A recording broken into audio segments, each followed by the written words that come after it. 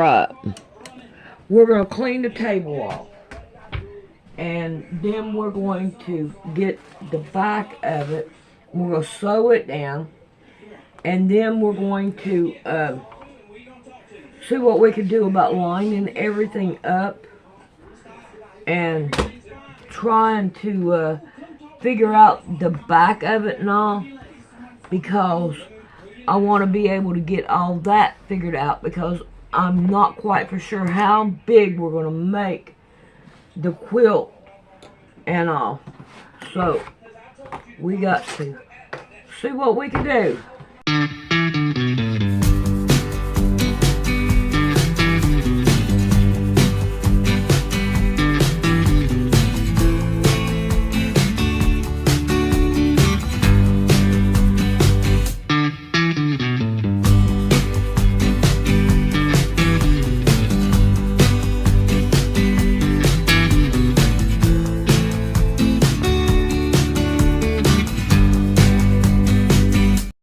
Is something called opposition fragmentation. So there are people who are interested in asking the right questions, who have courage and integrity, and what they will do is they will smear us, they will try and silence us. So I think what's happening is that information is there, Neil, it seems very obvious to us, but I think what's happened is, because there's other information contradicting it, like this, for example, the vaccine saving millions of lives, we are being painted deliberately by these psychopathic entities as being the bad actors. It's the worst form of gaslighting I've ever seen. I've faced backlash behind the scenes for several years now. It happened with statins, but during the pandemic, even when I started campaigning against vaccine mandates for healthcare workers, and successfully did that because I got messages through the BMA chair to Sajid Javid. And also thank God to the fact that, I think 80,000 to 100,000 NHS staff refused to get the vaccine. So they realized it was going to be a mess and they dug their heels in. All these things played a role. But that behind the scenes attacks on me, trying to go after my medical license, destroy my credibility, is actually coming from other doctors who don't even realize they're probably being used by those psychopathic entities to try and smear my name. And it is effective. I have people that I've met, that I've worked with, who are seeing all these negative articles sometimes written about me or different things that are happening. And they then start to believe it until they come to a talk of mine. This happened in America, and a guy came up to me to apologize and said, "Listen, Asim, I've known you for a long time, but I started to have doubts then because of stuff I was reading, right? And I've just seen your talk, and now the penny has dropped." So part of the tactics of these industries is to suppress the truth getting out or to confuse the public. And this is something that, we just have to call out, Neil. We just have to keep fighting and keep talking about it. I think there's been a ripple effect. I think things have changed. There was a report recently in America that 85% of healthcare workers in the United States have refused boosters of the COVID vaccine, despite recommendations from the CDC. So there is a shift happening. We're in the middle of a revolution. And I think, this election result, I think is going to be huge. It's going to have huge implications. Never in American history in an election has public health been such an important defining issue about who is going to, who's going to win. And I think, and my hope is that the impact and influence of the likes of Robert Kennedy Jr. on Donald Trump is going to have a huge impact over the next few years in terms of actually turning this dial the right way. Have you seen, or should you have, the figures that came out of work by, overseen by Dennis Rancourt? I recently saw Ed Dowd talking with Brett Weinstein about the sheer scale of the death and injury caused by the mRNA products. And it runs to tens of millions. The figures are truly chin on chest. I wondered if you had seen those figures and how you reacted to them if you had. Figures are truly chin on chest. I wondered if you had seen those figures and how you reacted to them if you had. Yeah, I haven't seen those figures, Neil. What I would say is I always go back to square one, first principles on the evidence. And the original randomized control trials, which led to the approval of these products, led to coercion mandates. That reanalysis independently, which is stood up to scrutiny, published in the journal Vaccine, lead author Joseph Freeman, who I know, associated to the BMJ Peter Doshi, they found that from the very beginning, in the short term, there was a serious adverse event rate from the vaccines of mRNA products after 2 doses, which was approximately 1 in 800. This was replicated in Norway, by the way, in real world data in Norway, and they didn't know about this, interestingly. I pointed it out because I referenced it in my peer-reviewed article. Of around 1 in 927 people who were admitted to hospital within a couple of months of having, or within a few weeks of having the COVID vaccines, had a doctor's diagnosis that this was a serious adverse event because of the vaccine. So we've got replication of data there. But that's only the short-term harms, Neil. You're absolutely right. And that means that that doesn't account for all the other things that are emerging later on. And we do have some reasonable, good quality mechanistic evidence, as well as real-world anecdotal information coming out from the likes of Professor Angus Dalgleish, that there does seem to be a link with these vaccines and the proliferation of cancer. I, as a cardiologist, made the diagnosis that it would accelerate heart disease in 2021 and would lead to excess deaths and increase heart attacks. We've seen that happen. It's all very, very clear to people like us that are willing to critically appraise the evidence. But the reason this isn't now mainstream news, and to be honest, it is, I think, there's one thing making a mistake. I don't think this is deliberate. This is how big pharma operate, right? Try and get a product out. They were hoping for the best, but they likely covered up all of these mistakes. And then the willful blindness from certain sections of government and health departments to this, I think, is almost a greater crime, Neil, to be honest.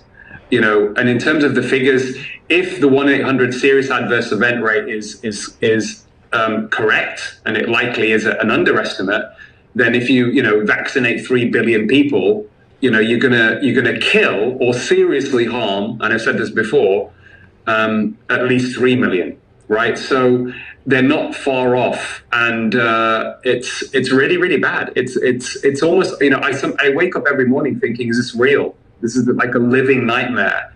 I'm also personally affected because the last surviving member of my immediate family, my father, my best friend, in my view, almost certainly was, he was killed, by this COVID vaccine because it caused a sudden cardiac death in him, and his post-mortem findings fit with what we know mechanistically these vaccines can do. And I now am in a position where I'm having to answer the GMC because there are allegations towards me from anonymous doctors, some of them have made themselves public, that I am spreading misinformation. The vaccine is clearly safe and effective, and I am bringing the profession into disrepute. Can you imagine that? My argument would be, Neil, is that the very doctors and certain sections of the medical profession, and I've got to say it is a small minority that are doing this, they themselves, by trying to silence people who are speaking up for patient safety, they are the ones, Neil, I'm going to say this for the first time publicly, they are bringing the profession into disrepute. And they need to be held accountable. And because this sort of rhetoric, this sort of malicious, these sorts of malicious allegations are actually stopping us actually making progress in actually getting a full acknowledgement from the medical establishment and helping the vaccine injured and trying to figure out ways to stop this happening again. We are taught as doctors, if you make a mistake, what patients want, they want a sincere apology, because most people are well-intentioned. They want to know you're well-intentioned. But what they really want, right, is they want you to say, I'm going to implement strategies to make sure this never happens again so nobody else is harmed. That's all that needs to happen. And Chris Whitty, our chief medical officer, isn't there yet. I believe him to be a man of great integrity. I've never met him, but people who know him say he is. Maybe he's afraid, like many other people. I've spoken to 2 former government ministers, Neil, in the last year, when the Tory government were in power, and spent time with them, and they fully acknowledged and realized after spending several hours with me that there was a major problem with this vaccine. They were too afraid to speak out, partly for political reasons. They thought it would collapse the government. But this is just a reflection of us being under a corporate tyranny, that every single person, including the president, etc., is potentially afraid of speaking out because the real power is with these corporations. And that's where we are, Neil. That's where we are. That's what we have to deal with. So egregious within all that. When I spoke earlier about consequences and the lack thereof, the products were pushed so heavily towards pregnant women. I thought when there's mounting evidence that the big pharma companies knew in advance the kind of consequences that there would be on the reproductive capacity of women, full stop, and on the fetus, but nonetheless, that it was pushed at the highest levels that pregnant women should take these products. That there have been no consequences for that, I find surreal. Yeah, Neil, I mean, I personally haven't delved into in great detail the issue on pregnant women, but I think you raise this point, this concept, which I've mentioned before, is that, these companies historically, when they know, and there's a great case of Vioxx. This is a drug that was produced by Merck in the late 90s, a blockbuster anti-inflammatory, marketed to be better than ibuprofen. That when they were told and they knew that it was causing increasing heart attacks, at least twofold, by the FDA, they doubled down on their marketing. And they purchased more reprints from the New England Journal of Medicine, who, medical journals receive often millions from these drug companies, to use as marketing material and to give it to doctors so that more people could take the drug. The only and the best diagnosis for this, Neil, and I'm very willing to, and by the way, interestingly, nobody has challenged me on this. I'm very up for debate. No single person has challenged the diagnosis from Robert Hare, which I've now perpetuated, that these big corporations, big pharma, are actually psychopathic in the way that they try and extract money from the taxpayer and from the population. Callous, unconcerned for the safety of others, incapacity to experience guilt, repeated lying, and conning others for profit. Everybody needs to know that. Everybody in the room, every politician, every doctor, every member of the public, as soon as they know, when they hear the word big pharma or big corporation, the first word that comes into their mind is psychopathic, then we will start to win this battle. Or big corporation, the first word that comes into their mind is psychopathic, then we will start to win this battle.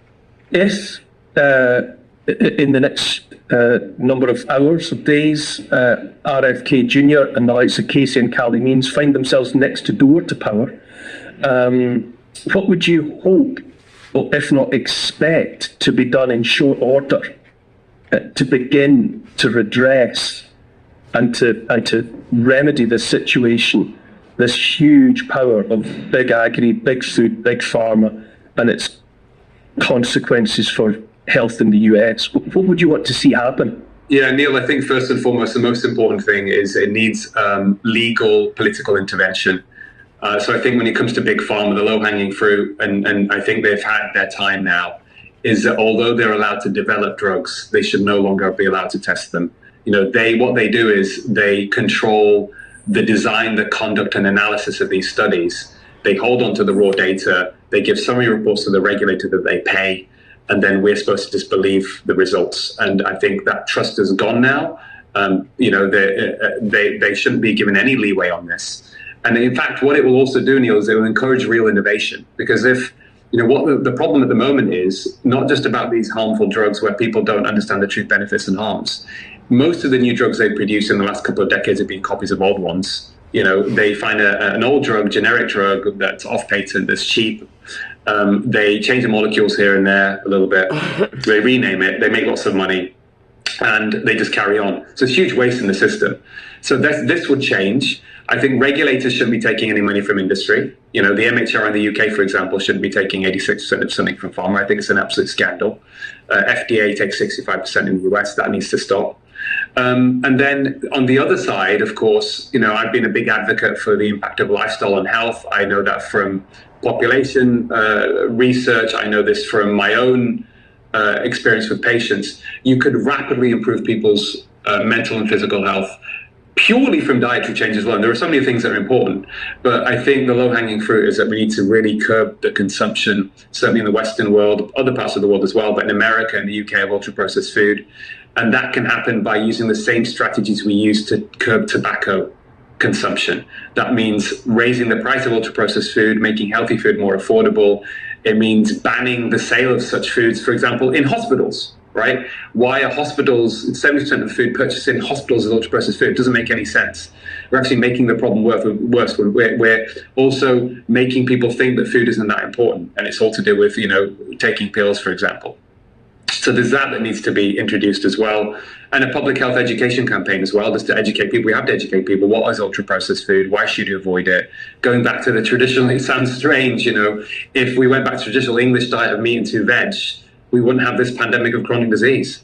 I don't think I've ever been struck as forcefully as I was by a comment by Casey Means in relatively recent time, where she said there is no more valuable commodity in the United States of America than a sick child. You've got a lifetime of an ailing human being from cradle to grave, where you make money from them with ultra processed food and the big pharma response thereof. Absolutely. Absolutely. I mean, the business model, actually, the ideal scenario for big pharma is to get as many people taking as many pills for as long as possible. And if they could, they would encourage or create some false data to suggest that we should give children statins, cholesterol-lowering drugs. And if they could, they would manipulate the law. That's why the law is important, to mandate it. That's what they did. That's another really important piece of information that people need to acknowledge now. And I knew this intuitively at the end of 2021, when we had information by that stage the vaccine wasn't stopping infection, wasn't stopping transmission, it was associated with serious harms from real world data. That's when the mandates got introduced. Think about that, Neil. That's when it got. So I thought this must be coming. The only beneficiaries really financially from this would be big pharma. And that's why they're psychopathic. That's why we have to call them out. That's why it's called psychopathic behavior. Once they knew, in my view, that it was causing harm and wasn't stopping infection, to maximize their profits, to distract people and make them think it must be safe and effective, it's being mandated. That's what they did. And they manipulated politicians and the law to whatever way they could to introduce those mandates. It is a truly, truly, truly horrific crime. Truly horrific. Dr. Aseem Malhotra, it's always simultaneously enlightening and frightening to listen to you speak, but I always feel the better for the information that you impart. Thanks so much for your time today. I think often when history is taught, it is too sanitized. This makes it hard to see historical figures as actual humans. Today I want to give you a different look at the US presidents, the strange side, the human side, what they were up to, what they were into. It'll be in 4 convenient categories with the stuff that you already know left out. So get a snack and let's get going. Let us start with the humanness of their bodies, since it influences some things covered later. A number of presidents have had health issues beyond being old men. Some of these are more well known. John F. Kennedy was all messed up. Even as a kid, he had scarlet fever and irritable bowel syndrome. While he was still young, he had osteoporosis and several back surgeries. One of these went so poorly, he was given last rites because he almost died due to a bone infection. He had to wear a back brace for much of his political career, and it has been theorized that this brace kept him upright after the first bullet hit him, which made it easier for the second shot to hit his head. It is also believed that he had Addison's disease. Addison's makes it so your adrenal glands do not produce enough of 2 hormones. One being cortisol, which is often associated with stress, but it also plays roles in regulating blood pressure, the immune system, blood sugar, and heart function. The other is aldosterone, which balances sodium and potassium in the body. If any of these functions go wrong, you can die. JFK did have medication to treat this at the time, but it was a pretty new field and there was probably a lot of side effects he was dealing with. It's hard to know for sure how it was going because JFK never admitted to having Addison's and in general downplayed his health issues when asked. There is speculation that he may have had another disease similar to Addison's, but we're not for sure. What we are for sure on is he was a very sick man throughout his life, and despite this, he managed to become one of the most important presidents in the history of the United States. Another man that is considered to be one of the greatest presidents was Franklin Delano Roosevelt, who was also failed by his body. When he was 39, he was paralyzed from the waist down due to an illness. At the time, he was diagnosed with polio, but in the years since, doctors have suggested that he may have had Guillain-Barré syndrome or other nerve-affecting illnesses. It was never a complete secret that he was paralyzed, but the press did agree to not publicize the fact by not photographing him in his wheelchair. Towards the end of World War II, FDR's health began to deteriorate. After going to the Tehran Conference in 1943, he began to have issues with shaking as well as losing weight and low energy. He was diagnosed with high blood pressure and congestive heart failure. His doctor gave him heart medication and told him to limit himself to 6 cigarettes a day.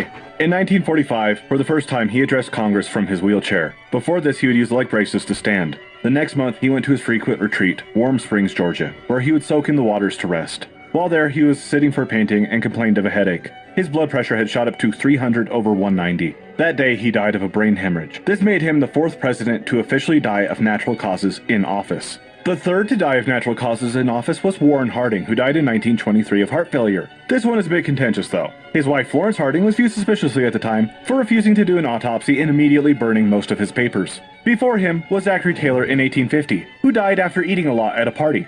There were theories for a long time that he had been poisoned for his stance against slavery, but that was cleared up in 1991. His body was exhumed and analyzed by Oak Ridge National Lab, which found no evidence of poison in his bones. It is believed that he died of plain old gastroenteritis, probably from the sewage that was in the White House's water supply. At the time, Washington, D.C.'s water system was pretty shitty, and before him, there was William Henry Harrison. William Henry Harrison's inauguration was a cold and rainy day. Despite this, he gave a 2-hour-long speech. He also then went for a walk without a coat or hat later in the month and got caught in the rain again. This made him more sewage susceptible. The diagnosis his doctors gave him at the time was pneumonia, but now it is thought that he likely died of typhoid fever and the treatments his doctors gave him. This was the early 1800s, so he was treated with bloodletting, opium, and brandy. Remember everyone, if you're gonna drink poop water, buy a raincoat. A number of presidents are speculated to have had mental issues based on researchers looking through their writings and accounts of people who interacted with them. It's hard to diagnose anyone with a mental disorder without a doctor directly working with them, so take the following theories with a grain of salt. Probably the most concrete instance is that Woodrow Wilson is known to have had multiple strokes during his life, including while he was in office. This includes one in 1919 that left him largely incapacitated for the final years of his presidency. It is believed that his wife Edith was handling a lot of the duties at this time, though there is debate as to how much.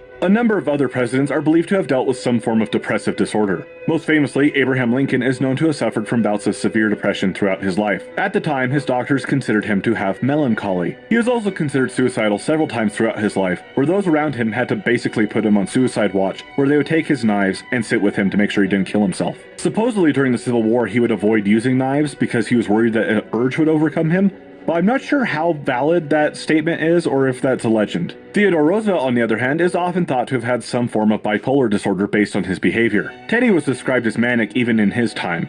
He was known for spending money like it was nothing, almost obsessively working to the point that he supposedly wrote 150,000 letters in his life, and his inability to sit still. A diplomat from the time was quoted as saying, "You must always remember that the president is about 6.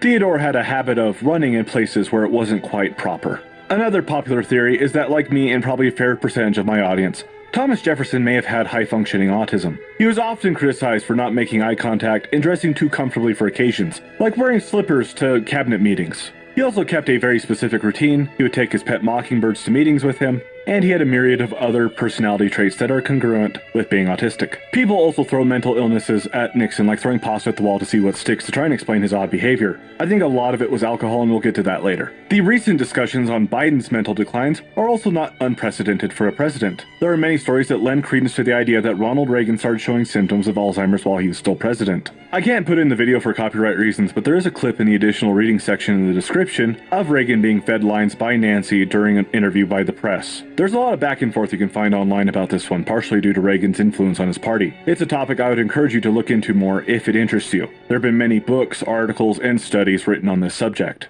Lastly, due to the power and fame it entails, you could argue that world leaders in general are prone to narcissism. Some more than others. Now on to some sex.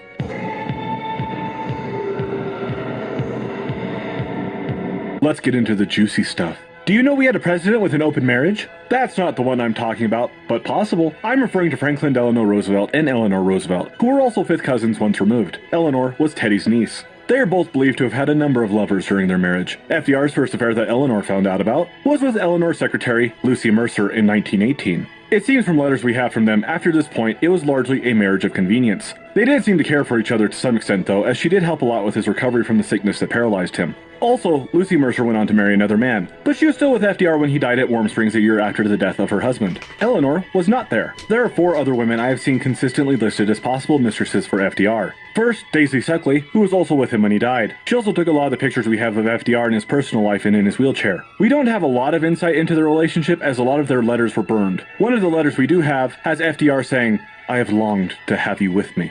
So take that as you will. He was also linked to Princess Martha of Sweden, who stayed at the White House for much of the war. She was also known to often sail on FDR's yacht with him. FDR's son was quoted as saying, "There was no question that Martha was an important figure in Father's life during the war. There is a real possibility that a true romantic relationship developed between the president and the princess." There is also his secretary of 20 years, Missy LeHand, who was very close to him, and it is debated if they had a romantic relationship. Missy was his closest advisor in the White House and chief of staff in all but name. She was in basically all meetings, she vetted his mail, and decided whether or not something was important enough to wake him up for during the night. She also spent evenings with him in his study and often sailed with him. FDR's son Elliot also said it was normal for her to sit on FDR's lap. Also, Eleanor's biographer described the way she treated Missy as, quote, in the manner of the Asian matriarchs, as the junior wife. Missy also received half of the income of FDR's estate in his will. All that said, there is one thing that is often brought up regarding whether or not FDR had actual sexual affairs in the White House. We aren't entirely sure if his penis continued to work when his legs didn't. While all this was happening, Eleanor had her own fun. Eleanor had her own house on the large Roosevelt family estate in Hyde Park, New York. She built it with two women she called life partners named Nancy Cook and Marion Dickerman. Both were prominent political activists at the time.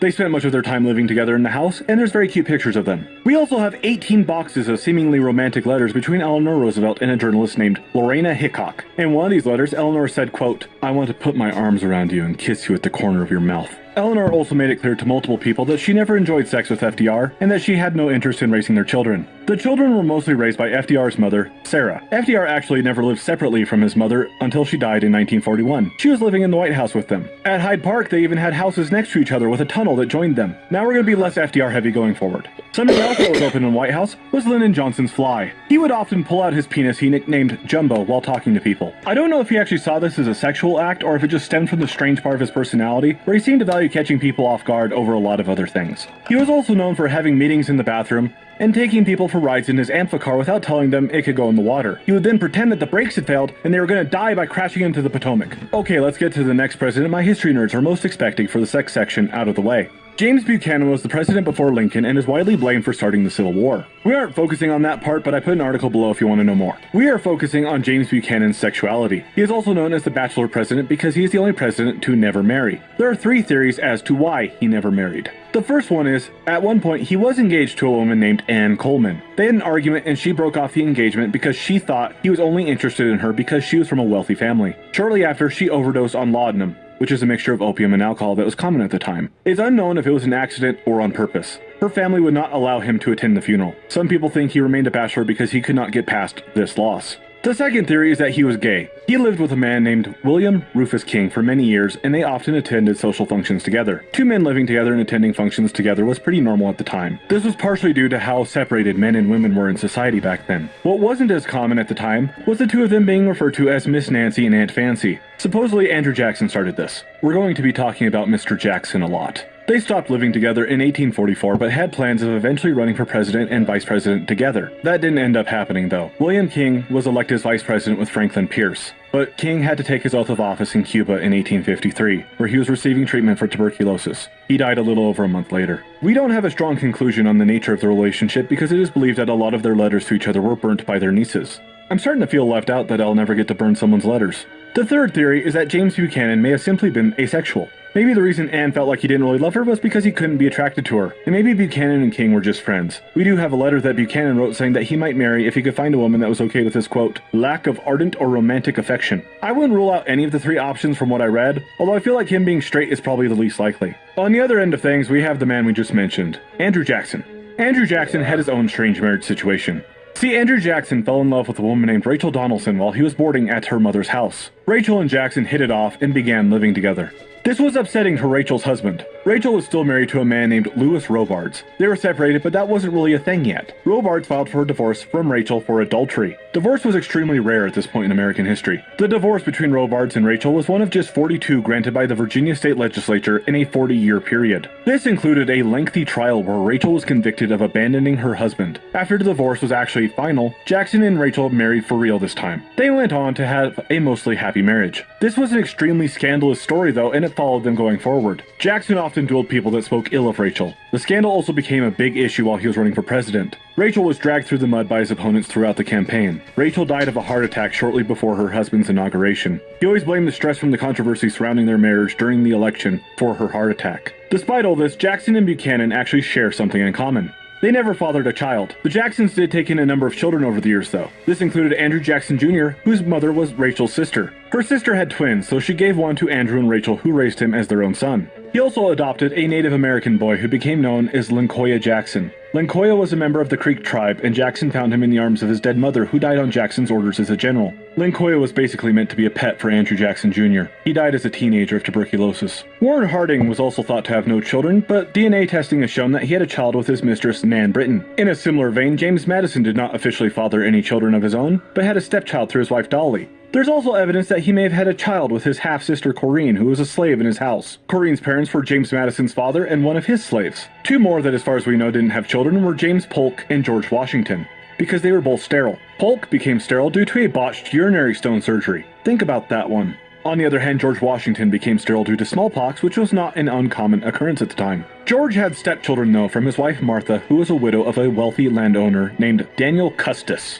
Martha had 4 children, but only one lived to adulthood. John Parke Custis. John officially had 7 children before he died at the age of 26 in 1781. 4 of his children lived to adulthood, and George and Martha played a very active role in their lives. A black abolitionist named William Costin is also believed to have been the son of John Parke Custis and one of his slaves, Anne Costin. Anne is believed to have been the daughter of Martha Washington's father, John Dandridge. When he died, John Custis passed down a great deal of wealth to his acknowledged descendants due to his biological father's estate. This eventually passed to the great-granddaughter of Martha and George Washington, Mary Anna Custis Lee, and her husband, Robert E. Lee. They inherited a large piece of land near Arlington, Virginia that they would call home till the Civil War. To punish Robert E. Lee, the land was confiscated by the U.S. government and turned into what is now known as Arlington National Cemetery. The last topic for this section is about another founding father, Thomas Jefferson. Thomas Jefferson had plenty of kids. He had 6 children with his wife Martha, and possibly 6 more with his slave Sally Hemings. It is known for sure Jefferson and Sally Hemings had children together, but we aren't sure how many. We know for sure 4 lived into adulthood. They were named Beverly, Harriet, Madison, and Eston. Sally Hemings was pretty light-skinned, so her kids with Jefferson were able to pass as white in society. The only reason they got this chance to integrate into white society was because Sally managed to negotiate their freedom. While Sally and Jefferson were in Paris, where slavery was not legal, she exchanged her freedom for her children's. Really think about that. She had to negotiate with the father of her children so that they would not be slaves. I can't do justice to the whole story of how Sally Hemings and other enslaved people were treated in America in this video. I will say that is another part of history that is often too sanitized. Slaves were not treated as humans, and as such experienced all the worst things you can imagine happening to a person. I put articles about Sally Hemings as well as a famous case of cruelty against slaves down below if you want to know more. This is a pretty heavy but important topic, but the rest of the video is a bit more silly. We've already talked about how a number of presidents had health issues. Many of these conditions required medication. Due to his health problems, JFK was known to sometimes get multiple lidocaine injections in his back a day. He was also known to take the painkillers codeine, Demerol, and methadone. He also took multiple drugs for anxiety, as well as Ritalin and barbiturates to go up and down. He also took thyroid hormones and corticosteroids to manage his adrenal issues. FDR is also believed to have taken a host of painkillers and other drugs for his illnesses. We aren't sure what though, because his medical records disappeared shortly after his death. Likely burnt. George Washington is believed to have used laudanum to deal with the pain from his famous dental issues. Thomas Jefferson took opium to help with his diarrhea issues. Trainspotting's a great movie if you haven't seen it. Also keep in mind, opium and cocaine were legal and pretty commonly used before the Harrison Narcotics Act in 1914 and the Jones-Miller Act in 1922. They weren't a lot of commonly used medicines, so we wouldn't necessarily have a lot of accounts of presidents using them because it would be like reporting on a modern president taking ibuprofen. There's also a good chance that a lot of presidents born before the 1920s would have probably been given opium-based medicine when they were teething as babies. Possibly the most used drug by presidents has been tobacco. Washington and Jefferson both grew it on their large estates. Ronald Reagan was in cigarette ads when he was an actor, but quit after his brother got cancer. Supposedly, Ulysses S. Grant smoked 20 cigars in one day during the Civil War. He also died of throat cancer. Gerald Ford was a bit of a hipster and smoked 8 pipes a day. It seems that most presidents, at least at some point in their lives, were smoking like a choo-choo. From our founding fathers whose fortunes were partially built upon tobacco, to Obama, who had to promise Michelle to quit in order to run for president. Donald Trump claims to have never used tobacco, alcohol, or any other drugs. I reached out for clarification, but did not receive a response at the time of recording. There are only a couple other presidents who claim to have not drank alcohol. The other 3 that I found were Zachary Taylor, Rutherford B. Hayes, and William Taft. The rest range from social drinkers to probable alcoholics. George Washington also owned one of the largest whiskey distilleries in America. One president that definitely drank was Grover Cleveland, who at one point cut back on his drinking to live a healthier life. He cut back to 1 gallon of beer a day. He was from New Jersey. Also, after having done all this reading on presidents for this video, I've come to a conclusion. I think Grover Cleveland would be the best tasting president in a cannibalistic scenario. Fun fact, the cows that become Wagyu beef are fed beer. On the other hand, Nixon was a lightweight and was drunk often. His alcoholism and its effect on his mental state was even a concern among the White House staff. His Secretary of Defense, James Schlesinger, went on record in the years after saying he told the military not to follow orders from the White House unless they were confirmed by him or Henry Kissinger. Kissinger was known to say that if it was up to Nixon, there would have been a nuclear war every week. When Henry Kissinger thinks you're too into bombing, it really says something. You have probably watched or read one of the 5 million things made about the Lincoln and JFK assassinations, so we are not going to spend much time on those. There is an interesting piece of context about the Lincoln assassination, though, that I feel is often left out. Prior to the assassination, John Wilkes Booth was already famous because he was one of the most popular actors in the country. From the reviews I could find from the time, he apparently had a lot of energy and was considered to be extremely handsome. I never really thought about it before, but he is kind of hunky. His brother Edwin Booth was widely considered to be the best actor of his time. Edwin also founded The Players, which is a social club for actors that is still relevant to this day. His father, Junius, was also a famous actor. His father also wrote letters to Andrew Jackson threatening to slit his throat. It's nice when a father and son share interests. So think about what the average person's reaction to hearing the news about Lincoln would have been. Oh my